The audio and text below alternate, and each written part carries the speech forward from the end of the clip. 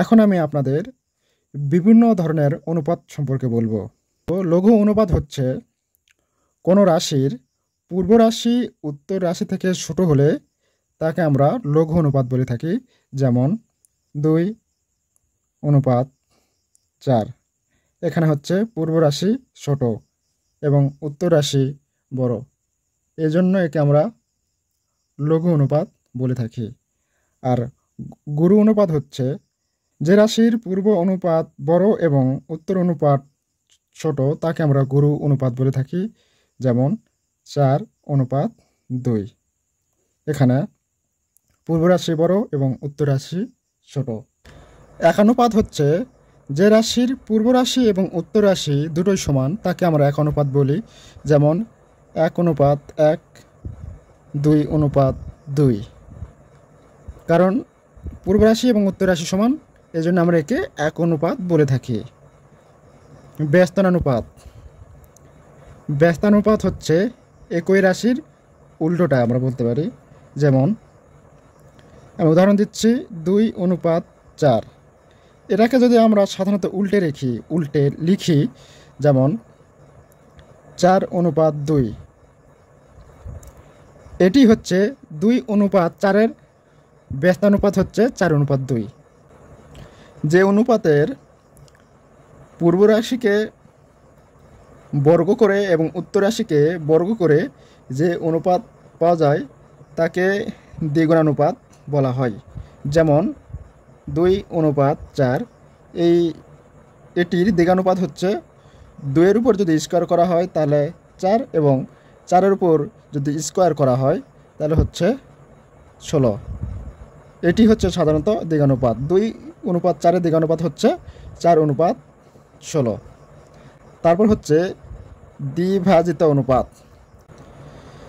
দ্বিবিভাজিত অনুপাত হচ্ছে কোনো সরল অনুপাতের পূর্ব রাশি এবং উত্তর রাশিকে বর্গ করলে যে অনুপাত পাওয়া যায় তাকে আমরা দ্বিবিভাজিত অনুপাত বলে থাকি। যেমন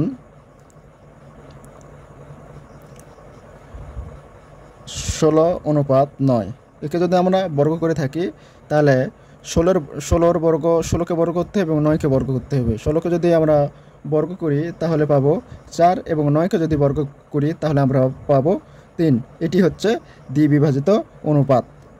আর ধারাবাহিক অনুপাত হচ্ছে দুটি ভিন্ন অনুপাত, যেমন x:y এবং y:z।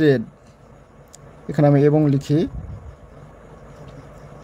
কে একত্রে করে x:y:z আকারে প্রবেশ করলে এদেরকে ধারাবাহিক অনুপাত বলে।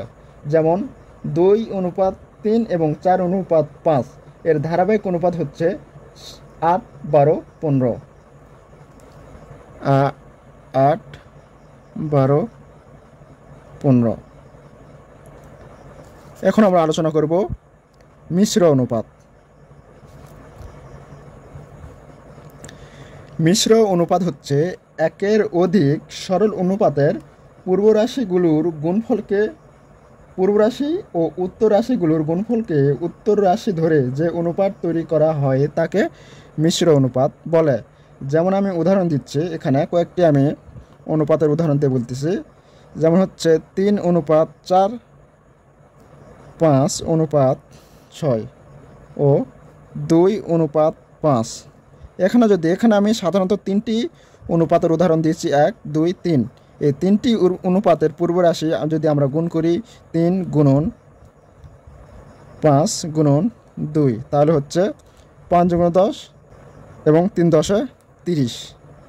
এবং উত্তর রাশিগুলোকে যদি আমরা গুণ করি 4 গুণন 6 গুণন 5, তাহলে হচ্ছে 5 × 6 30, 120। তাহলে এর মিশ্র অনুপাত হচ্ছে 30:120, যাকে আমরা 1:4 লিখতে পারি। সুপ্রিয় শিক্ষার্থী ভাই বোনেরা, এরকম যদি ভিডিও পেতে চান তাহলে আমার এই পেজটি ফলো দিয়ে এই পেজের সঙ্গে থাকবেন। ধন্যবাদ।